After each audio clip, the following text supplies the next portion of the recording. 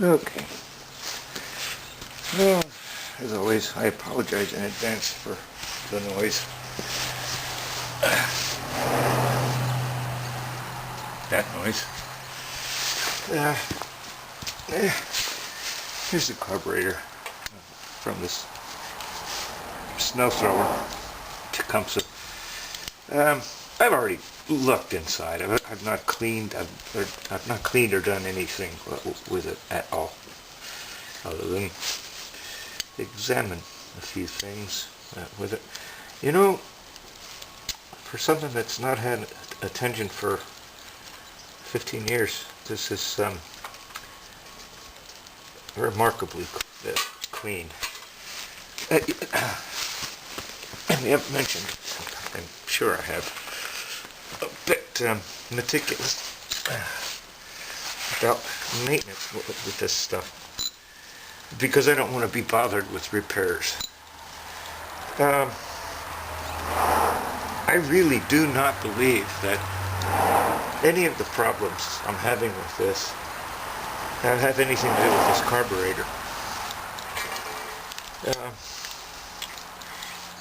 There's a little bit of, I guess you'd say, lacquer, wax. I've not cleaned this. Nothing. Other than an errant, yeah, thanks, dude. Errant gasoline that might have dribbled out when I accidentally pushed this drain a bit. A few things about this carburetor. As I said, it's for the Tecumseh 8.5 horsepower engine. Yuck, yuck. The newer non-adjustable type. The main jet adjustment is gone. It's preset and not changeable. The idle jet is also, it's no longer adjustable. It's capped. It's got a fixed jet in there. I have never had, when this full from a cold start or a cool start, or let's call it a 85 degrees Fahrenheit start, this thing, it runs wonderfully. It doesn't seem to matter. It is only after it gets loaded for something like 45 minutes that it begins to behave as though it's starving for fuel. Evidenced by me needing to put the choke on more and more and more. And sometimes it begins to sputter, and I pump the primer bulb once or twice, and it leaps back to life. So I suspect something else is going on with it. But nevertheless, I'm going to go through some procedure of making sure that all of the jets are open. Some of them are not so obvious. There are vents that need to be clear for it to work right, especially in idle. Full throttle, I mean, this thing's basically open all the way through, or it should be. And sucking gas like mad out of this bowl, and it should have free flow of fuel into this bowl from the fuel tank. So, what's under? What I see inside this bowl, and I promise you, I have not cleaned anything. There's the main jet. Okay. Usually, there's first source of trouble.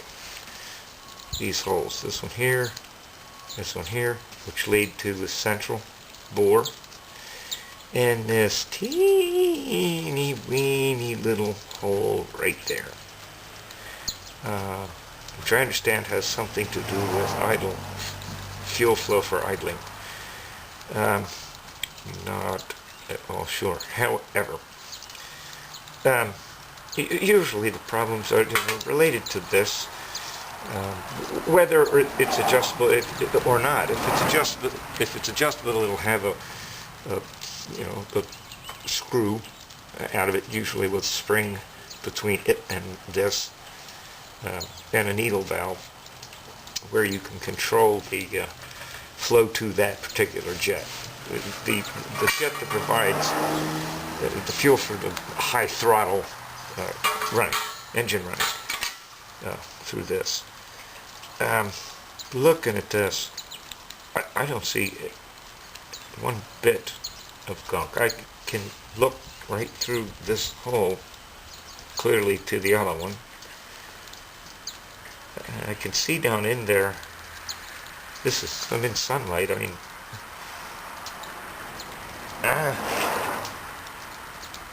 this is definitely not a problem. However, I am going to nevertheless put a shot of stuff through it. Stuff you got to be careful with. This one is chlorinated. What is it? Methylene chloride. That has a difficult time with certain kinds of plastics and gaskets, rubbers, and things. So you do have to be careful of that. So for now, I'm going to remove Mr. Carburetor and just focus on this jet. I don't think. Yeah, there's stuff coming out of every orifice, even a teeny weeny little one.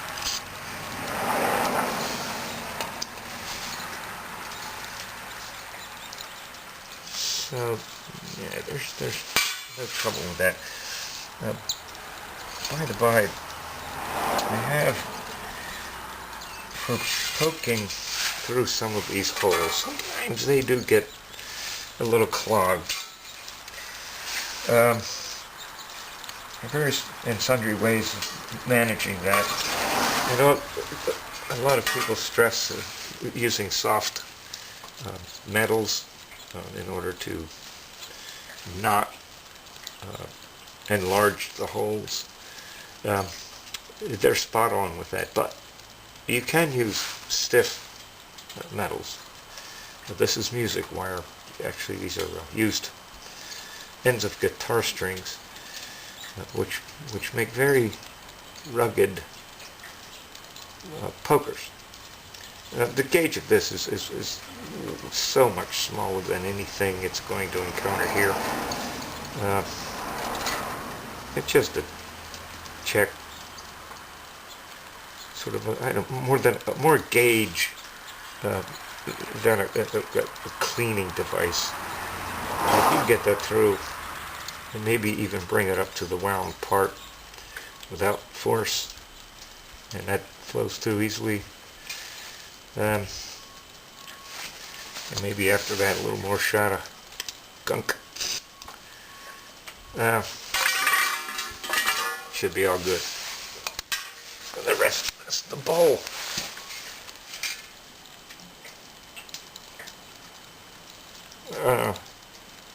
Yeah. There's nothing here. Oh. I mean, I'll give a little shot of this anyway. There might be some tiny bit of residue. Yes. Oh, sorry. Right that way. Yeah, there's some small collection of residue in there. And this stuff out of the can is clear. And clearly this is not. So, certainly not the worst I've seen. Nowhere near it. So, close this down. Grimage off. The only plastic here really, other than the gasket for the drain, which I don't think you need to worry about, are these gloves I'm wearing, of the vinyl variety. Nitril's better. These things, yeah, they very quickly begin to flow through to your fingers, so do be watchful of that if you're sensitive to these things. yeah, I'm going to go ahead and call this ready to go, along with this jet. So those get set aside. And what have we got here? The actual carb. A couple of things. They've gone from a brass float to plastic. Not sure what I think about that. I don't know. As with most of these, well, sometimes it's easier to pull this gasket off. I'm sorry for getting this out of focus. I'm trying to pay attention to what I'm doing, not so much camera. Anyway, this gasket. It's okay to get a little bit of wet with this cleaner, especially the chlorinated variety. Do not soak this long in it. You know, clean it off, wipe it, and set it aside to dry a little bit. As long as you don't soak those in it, you'll be fine. They swell if you soak them. This pin usually slides right out. Of course, my fingers are now all slippery. Pardon me while I get a tool.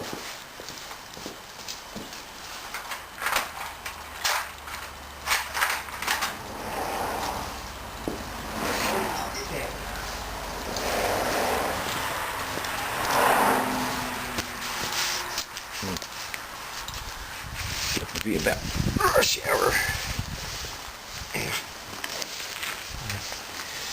Traffic's gonna increase a bit. Anyway, you know, there's a bazillion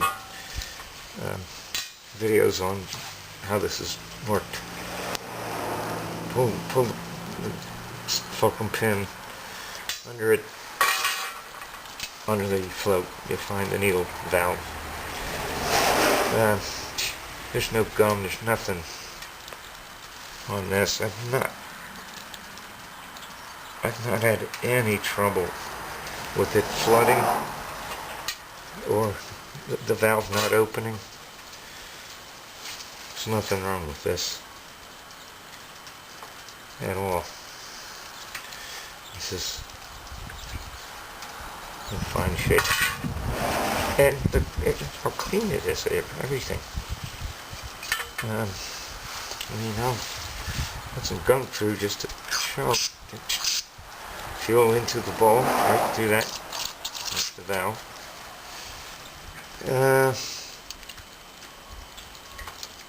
Fuel through the jet into, well, let's see, open up the choke and hold open the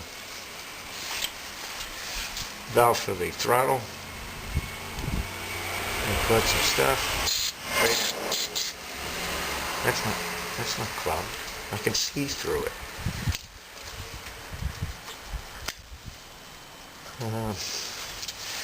The primer bulb connection should connect to an opening here. That it does. Oh, also over here. Okay, two places. So that bulb in this variety of system, fuel system, fuel does not flow through the bulb. All that bulb does is pump air into the bulb and force fuel up into the carburetor itself.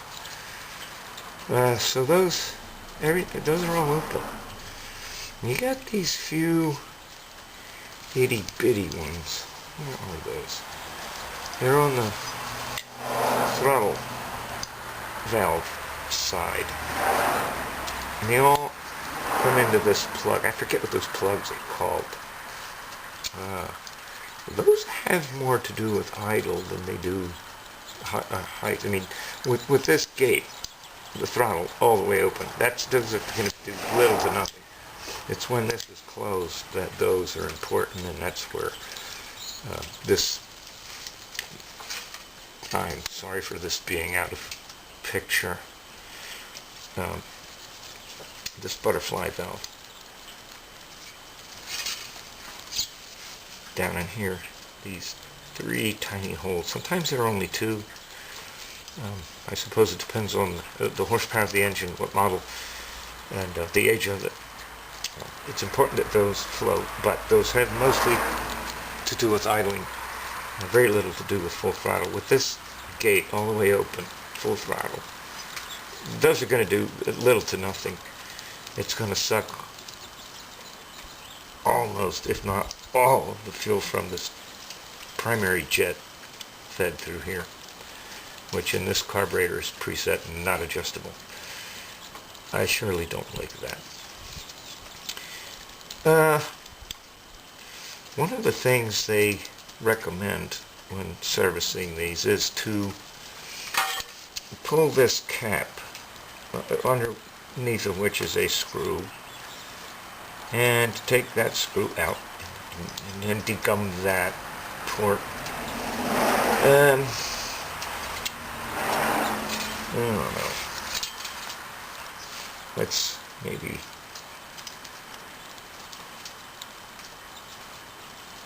I'm not going to pull that cap off that way. There's nothing soaking in here. It's going to have trouble. By the way, any waste from this does get recycled. All this is going to sit in here for now, but it will be rinsed again before putting back. And I am going to hose this down some. But right now, what I'm interested in is getting this little cap off and looking under there,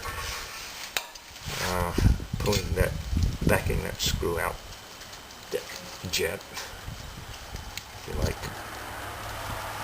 But I'll tell you, I do not think that anything I'm doing here is going to help this engine much at all. I am not seeing problems. Nothing's clogged, nothing's gummy. A little bit of depository here and there, but it's nothing. Something else. I think something else is going on with it, and I already have an idea what that might be. So I'm gonna stop this until I find a tiny little driver or pick or whatever to get this stupid cap off. Hiding the screws, are we now?